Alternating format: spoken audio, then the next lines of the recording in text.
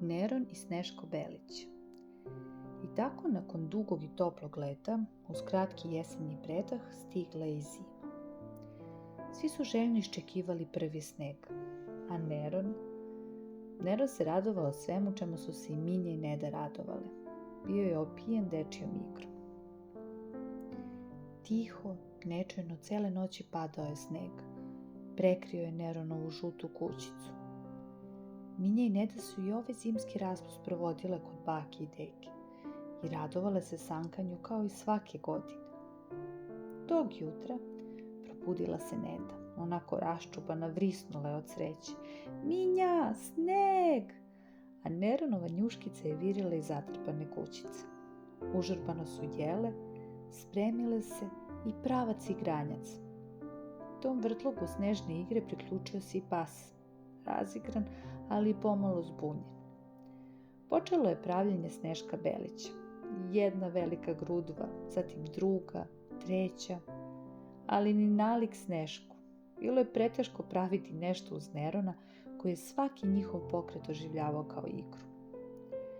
Prva velika grudva se valjala po dvorištu, ali svaki put kad su je Minja i Neda pokušale podići, Neron je šapama gurkao, sve dok grudva nije završila pored drveta.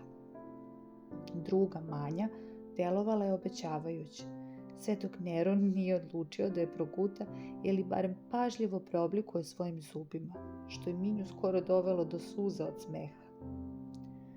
Treća, pa šta da vam kažem, i ona je imala isti kraj. Svaki pokušaj da se napravi telo Sneška Belića završavao u Neronovim razigranim šapama.